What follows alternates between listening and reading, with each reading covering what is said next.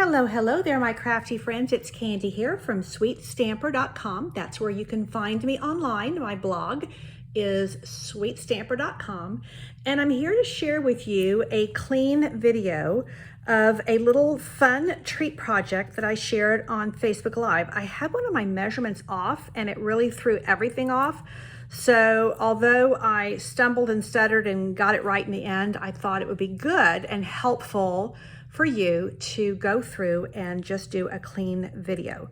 So I'm going to do a Halloween treat favor, and this holds one of the little fun size M&Ms or anything that comes in one of these little flat packets like this. I know Skittles makes this type packet as well. And you're going to need a 6x6 inch piece of patterned paper.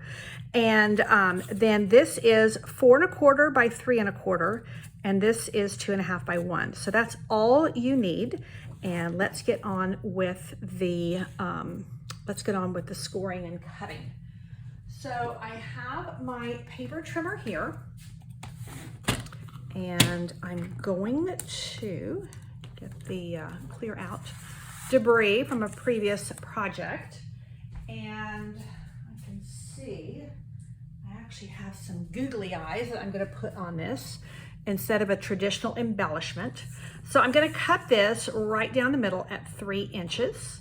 So that's going to give me two 6x3 inch pieces of what we call in Stampin' Up! Designer Series paper. Some people just call it patterned paper. And then I'm going to actually do a little bit of scoring.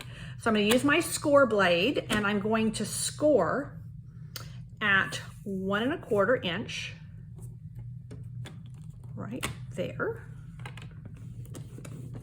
Make sure I'm engaged. Let's see. Yep. And then 4 inches. So I know for me personally, I don't know why, I tend to be light-handed when I'm scoring and very heavy-handed when I'm stamping. So I have to be mindful that I get all my score lines in. And then on my second piece, I'm just going to score at 2. So that's all that you need to make this little project happen. And this is a great one to do in multiples so that you could do tons of these to hand out for Halloween to your trick-or-treaters coming to your door, to your coworkers, to teachers, to all kinds, scout troops, all kinds of groups. So I'm going to take and fold this on the score lines. Now this one I'm going to fold backwards, and this one I'm going to fold this way. So that what's going to happen is once I put everything together, this is going to be like so. And so I want the back side of my paper to show and give us that little contrast without having to do anything at all. But that's actually not the way it's going to go. It's going to go this way. So that, there we go. That's fitting very nicely. Let's see. There we go. Here and here. Yeah.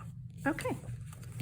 So let's get on with sticking this down. So I'm just going to use my seal adhesive. You can use your adhesive of choice, nothing fancy here.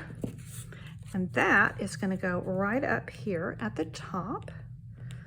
And see how I'm kind of lining that up where I have a nice even fit. And then I'm going to open this up to the inside, and I'm going to go like so.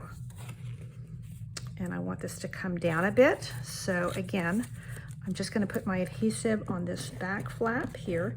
And I do want to make sure I have enough on there that it's not going to come flying off at some point. So let's get that lined up there. And there should be just a little tiny, maybe a tiny bit of overlap. It actually should be spot on. Okay, now I am going to put just a tiny bit of adhesive. If you have a dry adhesive, you can use this. You wouldn't want to put your liquid adhesive here. The other thing you could do is a mini glue dot. And what I'm going to do is I'm going to secure my M&Ms. So I don't want these flying out, and that gives them just enough to keep them from coming out. And you see how this strategically gives me a little bit of it gives a little bit of room. It has a little give so that it will accommodate the thickness of your treat. Now I'm going to take that little piece, 2.5 by 1 is what this is. I'm actually going to feed this into my Very Best Trio punch, and I'm just going to feed this in at about the halfway mark, and that's going to give me a little ribbon slide. So you could do this as well with a circle punch or something, you know, a little hole punch or something. This little ribbon slide is kind of a nice thing because it's flat, and I'm a little crooked. That's okay. Now I'm going to use the greeting from Scary Cute. This is in the July to December mini catalog with Stampin' Up. And I'm just using a black ink pad, and this says Love at First Bite, which is super cute for a treat. So there is my black greeting, and I'm using one of the new in colors called Parakeet Party. Looks really nice for Halloween. That kind of almost like a fluorescent green. And I'm going to use this gingham ribbon. This is our black and white gingham check ribbon. And I'm going to do it like this. I'm going to thread this through. And this is where once you thread this through, it won't matter that that's a little bit off center, because there's going to be so much cuteness going on that you really won't notice. And you know, at the end of the day, our items are handmade, and so a little bit of imperfection is actually welcome in my view, because you can tell it's handmade. It doesn't look like it was made at some big factory in some foreign country. It's just right here, made with my little hands. Now I'm going to pull this tight, and then I am going to tie this actually into a knot. And you could go back over your knot and add a little bow if you wanted, but I'm going to keep this kind of trim so that I can give this to the guys, I can give this to the girls. And that is super cute. Now, even though I've tied this fairly tight to hold it closed, you can just slide this off to get to the treats inside. So there's my Love at First Bite. I'm just going to kind of bring this so that it centers a little bit better. And then last but not least, I have a couple of googly eyes, and I got a big container of these from Amazon. I needed some and I didn't have time to go to the craft store, so I thought, oh, I'll just get some from Amazon. Yeah, they gave me a ton of googly eyes. So I'm just using the heck out of them, and these are definitely not self-adhesive.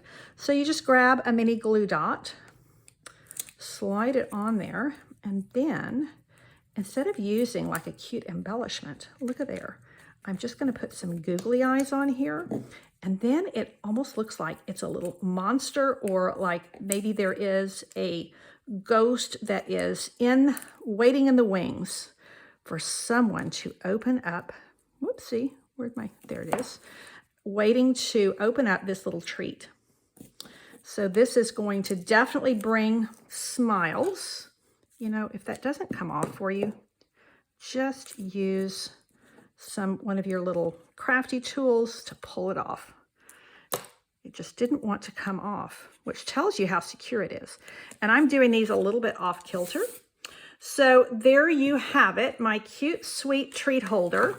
And there it is in Mango Melody. Here it is in Parakeet Party.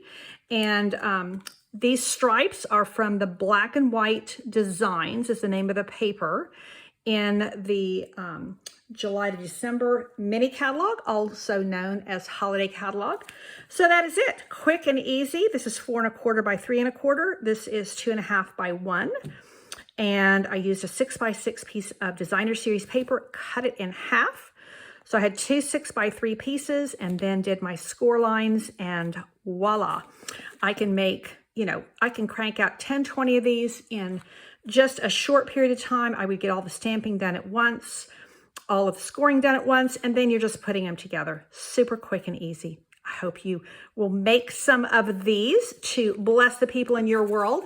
This is one I had previously done on a Christmas theme, and this is using our gnome paper from the holiday book this year, and some of our cute ribbon from the holiday book as well. Okay, that's it for today. Thank you so much for tuning in. Be sure to subscribe to my YouTube channel and give me a thumbs up. I would greatly appreciate it. Take care and God bless.